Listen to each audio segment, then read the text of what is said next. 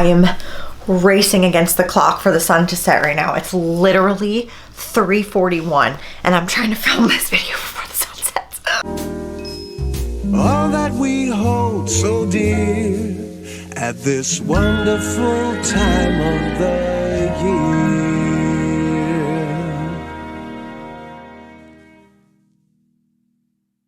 What's up, guys? Welcome to today's episode of VLOGMAS. So today we are doing a nutrition Q&A. I haven't done a Q&A in a while, let alone a nutritional Q&A. And as you all probably know, this time of the year, the holidays, is when a lot of people start setting their New Year's resolutions. They want to start their new diets after the new year, after the holidays, so on and so forth. But it's also the time where the diet industry is just booming because we have all these new year, new you plans and detoxes and this and that and all this other stuff.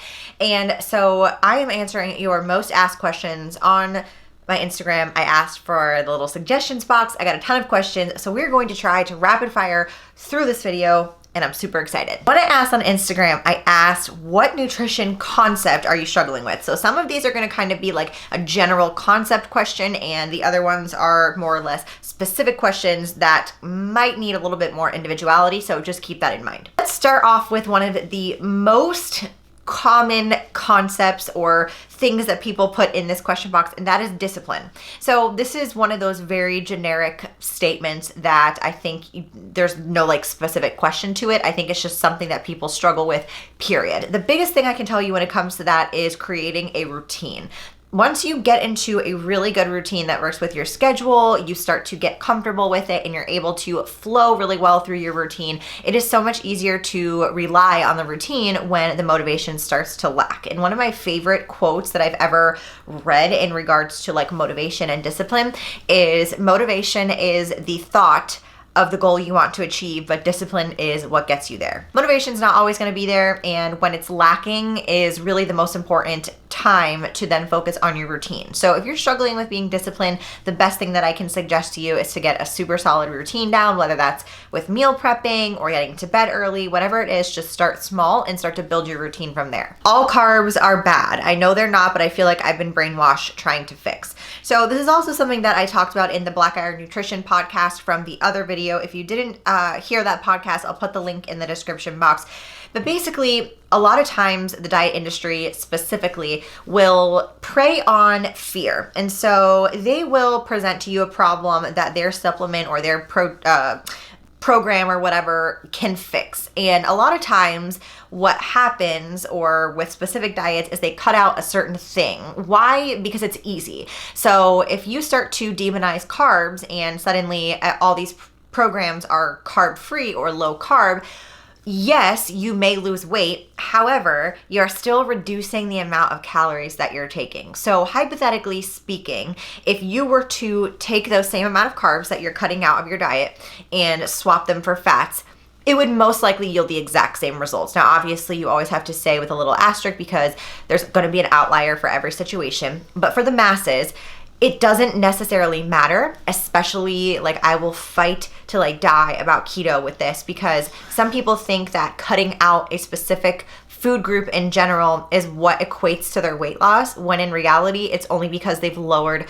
their caloric intake. Eating enough when being afraid to get fat, even if I know that this will not happen. Ooh, there's a lot to unpack here. Okay, so first things first, if you are suffering from an eating disorder, body dysmorphia, anything that falls under that umbrella category, I highly suggest seeking a professional, a therapist, a psychotherapist, a psychiatrist, whatever floats your boat, that I am not. So I am not any of those things. I cannot diagnose, I cannot treat any of those disorders. I think one of the biggest problems that I see as a nutrition coach is getting people who have not eaten enough like ever. They have just been chronically under eating for years and years and years, and then they wonder why their weight loss has stalled, their body composition is not what they'd want it to be, and so on and so forth. And this is one of those things where, one, I can't guarantee that you're not going to gain fat. How much? I don't really know. No coach can tell you that. So if any coach tells you like, yeah, my bulking plan, you're only going to gain muscle and not gain fat, run, don't listen, because one, it's highly dependent upon your genetics. Two, highly dependent upon your training stimulus, your previous training stimulus. Like, are you coming from a college athlete background? Do you have a lot of sports and strength training in your background already? Are you a newbie? These are all things that need to be taken into consideration when you are trying to eat more. However, when you're gaining mass, period, there's no specific formula of how much mass to fat ratio you're going to gain when you're bulking. So that's something that you just have to accept right off the bat. No one can promise you that, and you'll only know by trial and error. So if you find that you're gaining fat too quickly, just dial back, do smaller increases over a longer period of time. This is also something that I like to do with my clients when they need to reverse diet.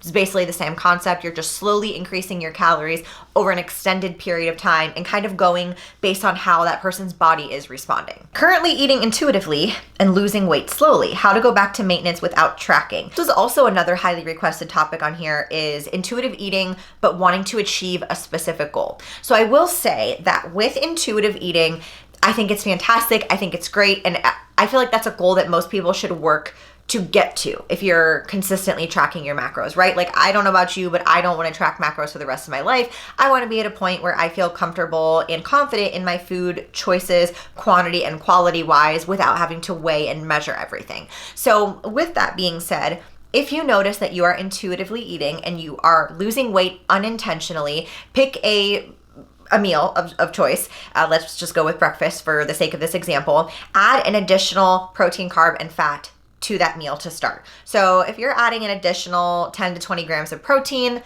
20 to 40 grams of carbs, and 10 to 20 grams of fat, that's a couple hundred calories off the bat that you may just have been lacking.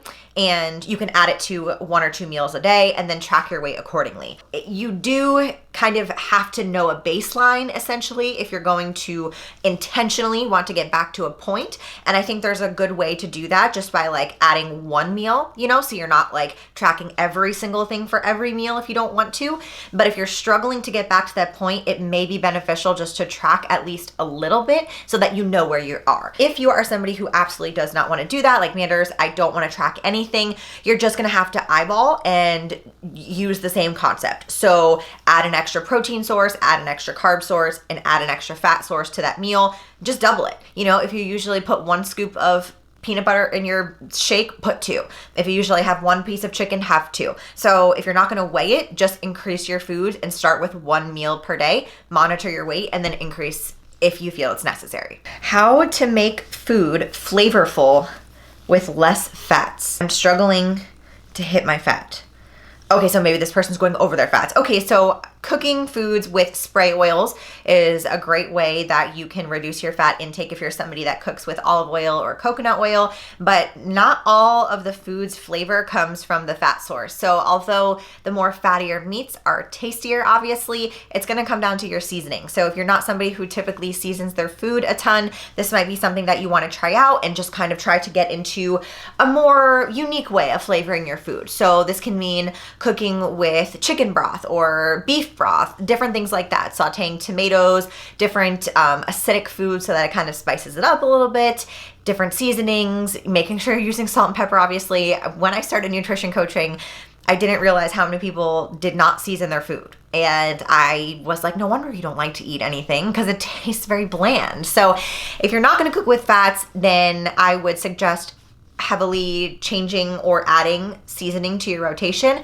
or you can choose lower fat protein sources. So for example, having egg whites instead of full eggs, having chicken breast instead of chicken thighs, extra lean ground beef instead of ribeyes or New York strips, whatever.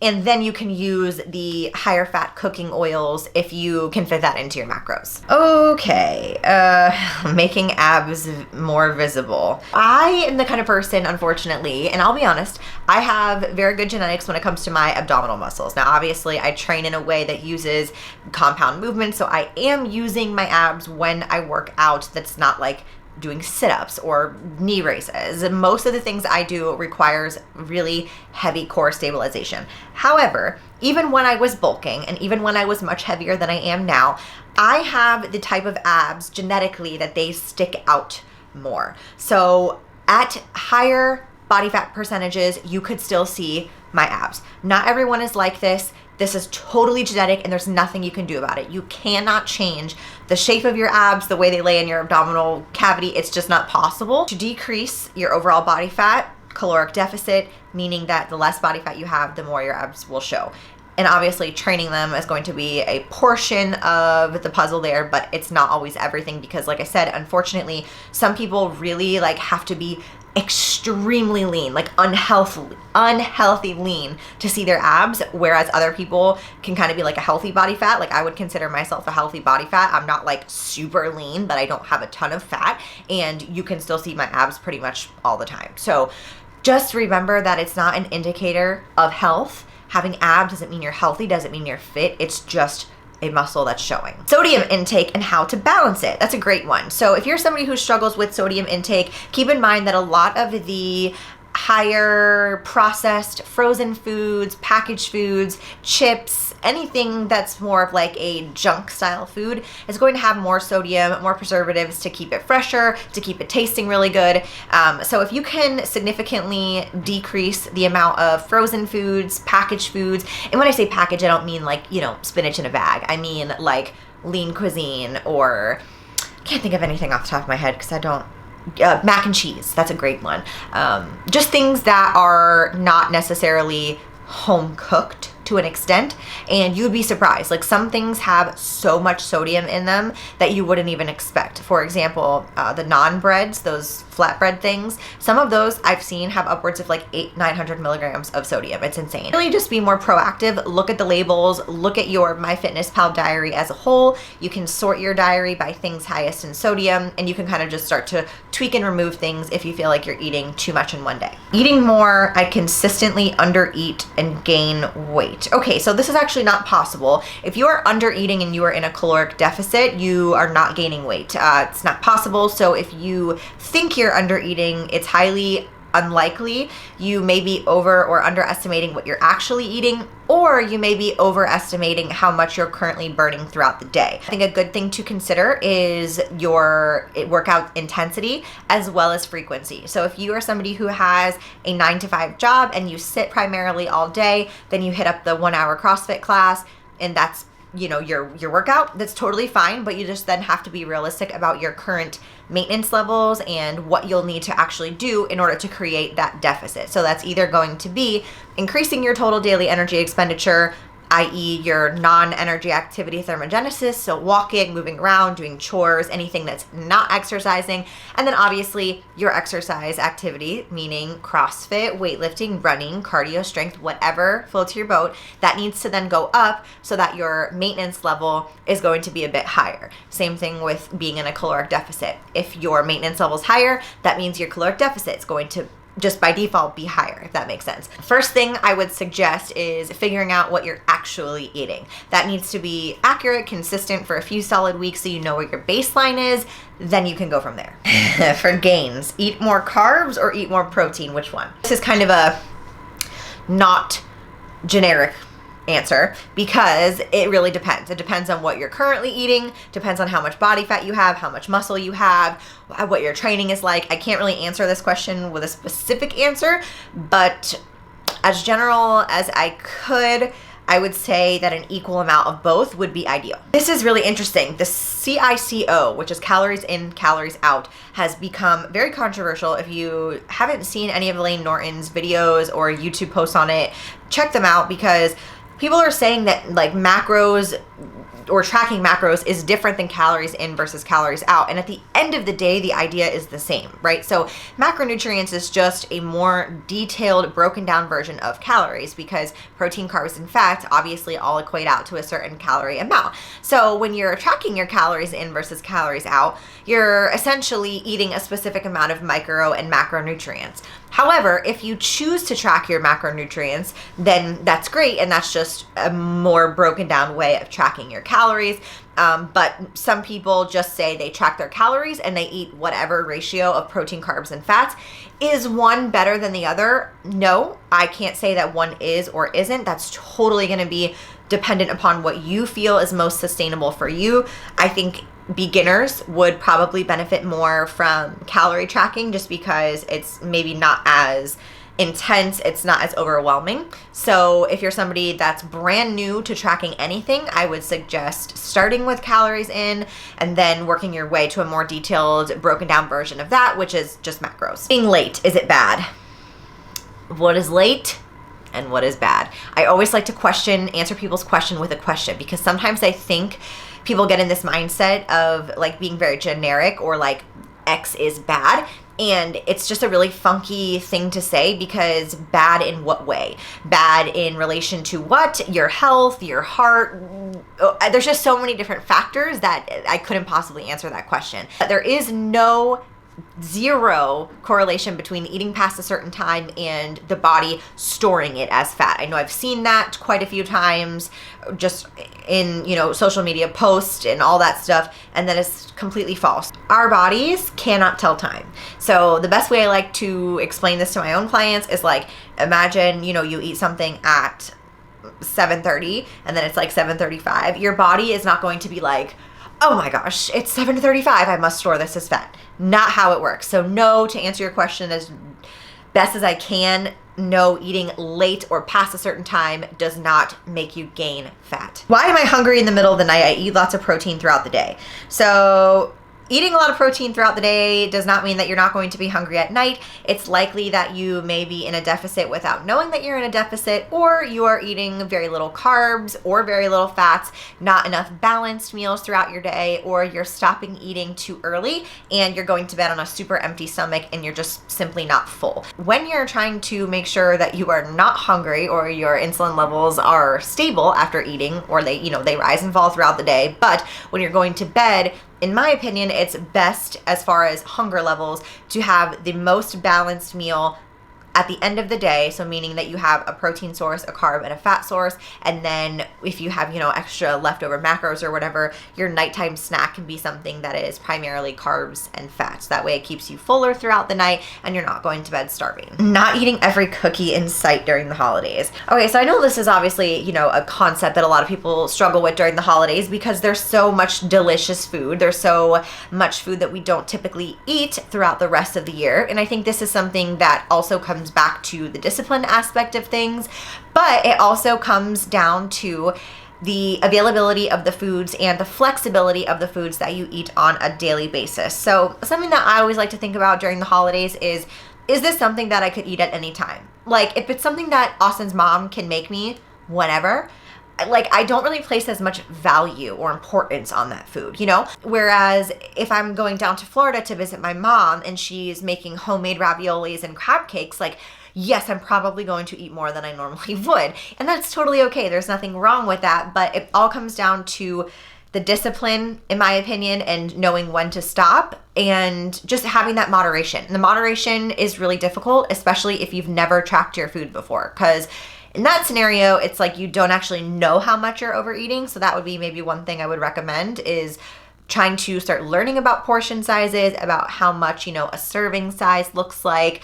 and just kind of try to educate yourself on the amount that you're actually eating. Because I think once people start to understand that, from my experience, it's less likely that they'll overeat when they're fueling themselves enough. They're eating enough throughout the day. It's not like they're starving, And then they also have that education behind them as far as like, okay, this is probably going to be like 1,000 calories and 70 grams of fat. Not that that's bad, but it just will probably make you feel like crap physically. So it's probably easier for those people to pass on those cookies or whatever it is versus somebody that has no idea what they're about to take in. Eating enough, that's been one that's been coming up on these questions quite frequently. So if you're somebody who is struggling to eat enough, my best advice for you is to obviously track some things so you know what you're eating and what you need to eat more of, but having foods that are super calorically dense without being very filling. So this would be a super low volume food as opposed to a high volume food, which is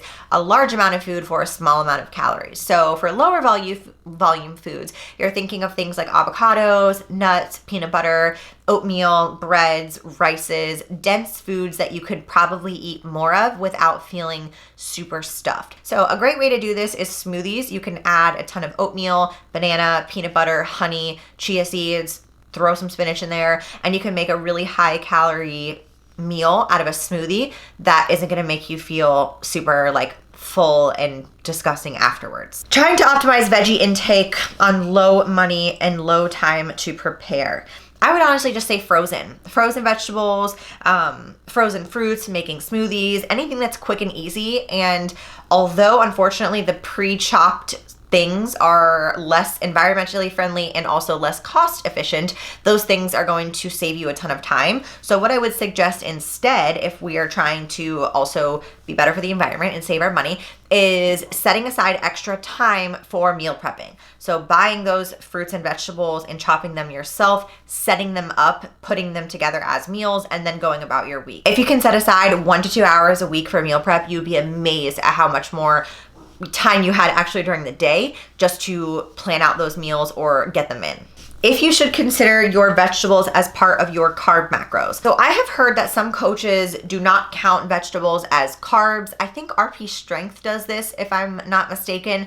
I personally don't understand that for 2 reasons. 1, veggies have carbohydrates in them. There's no way around that. 2, vegetables also have a lot of micronutrients in them. So if you're not logging your vegetables, you're also missing out on the other micronutrients that you're taking in, which if you're somebody that cares about that, or maybe you're not, I don't know. But if you are, it would be a great way for you to see where your micronutrient level intake is at the end of the day as well. So I personally have my clients track vegetables as carbs. I do it as well, so I don't know. When to adjust macros if your goal never changes? This is an interesting question. I think that depends on what your goal is. So me, for an example, I'm just maintaining right now. I have been maintaining for quite some time. I don't necessarily really have a goal, or my goal of maintaining is not changing. So I don't adjust my macros. Although right now I'm kind of doing a bit more of an intuitive approach to it, just to see where I end up. But I don't think it's necessary to constantly adjust your macros if your goals are not changing. If your goal is fat loss and your goal is consistently fat loss for X amount of weeks, then your adjustments would come based on your body's reacting to those set of macros, which would mean your adherence, how big the deficit is, how much fat per week you are aiming to lose for, and so on and so forth. Measuring cooked versus raw food. This is something that I didn't realize a lot of people were confused about. So it depends on the food, but things like pastas and rices, those are going to double in weight when you cook them, obviously, because they're absorbing the water, right? So when you cook pasta, most things that you look at the nutrition facts on the box, they're going to be for the food as is. So when you look at the pasta nutrient label, it's pretty much always going to say like 57 grams dry or 57 grams, and that's referring to the pasta as is, which is dry. When you cook it, it roughly doubles. So if you are going to log it as cooked pasta, you would then either need to make sure you weigh out on your scale double the amount of what the box says. So remember, because the weight doubles, you're going to log in MyFitnessPal the original weight of the serving size. I feel like this sounds confusing, but when you actually do it, it's not that bad. The original weight of the serving size is 57 grams. If that's what you're having, that's fine. Log that, but weigh double, because 57 grams of cooked pasta is like this much. However, with meats, that's gonna have a little bit more variability, because depending on like how you overcook or undercook your meats and what meat it is, I would recommend either searching on MyFitnessPal for the cooked version. So you can go ahead and type in like cooked chicken breast USDA. That's going to be the best and most accurate entry to pick. And then when you do that, make sure that it's already accounting for the change, essentially. So when you're cooking 4 ounces of meat, it's going to shrink down to about 3 ounces when it's actually cooked, even though 3 ounces of cooked meat is usually equaling 4 ounces of raw weight. So whatever you do, just keep it consistent. If you're going to enter it in MyFitnessPal as the raw weight, that's fine. Then either you're going to weigh it raw and then enter it raw, or you're going to weigh it cooked and then adjust for the change in your MyFitnessPal. Eating to maintain without tracking, looking to take a break. I think this is great. I think most people should take a break, whether that be a couple weeks, a couple months. It's not necessary to track your macros every single day for years. I think that's where a lot of times people can develop the obsessive, like super intense, borderline unhealthy relationship with food. So there's really no secret to this. I think you kind of just have to do it and play around with it, see how you feel. If you suddenly start to lose a lot of weight, obviously you know that you need to eat a little bit more. If you suddenly start to gain a little bit, then just dial it back. So I think this also is going to come down to you understanding your body, knowing how you feel, what you work best with, and that's really just going to come down to trial and error. Finding my correct macros. Ooh, this is a great one because what is correct? I don't think you'll ever know. Finding a set of macros is going to essentially depend on a few things: your total daily energy expenditure, your basal metabolic rate, your type of workouts, your intensity of your overall life, your goals, your age, your current weight, your current muscle mass, your current body fat. There's a lot of things that go into that. So for this question, I think it's going to come down to individuality, finding a coach who understands that and is not going to write you just like a cookie cutter plan, and also making sure that you are giving it enough time. I think a lot of beginners, when it comes to macros, they will start tracking their food for 3 or 4 weeks, and number one, it's a lot of the times inconsistent just because they're new. Nothing wrong with that. It's just they find that they've been entering things incorrectly. A very common example of that is the raw versus cooked meat, or the dry pasta or the dry rice, and they're actually either under eating or overeating from the goals that they initially thought they were. So you need to give it enough time to make sure that it's accurate, to make sure that you are really getting a good idea as to what you're eating, and then track your weekly averages. So it's not something that you want to just weigh yourself like once a week, with the exception of if you are not comfortable weighing yourself, then you're just going to have to base your progress on pictures, how you feel, etc.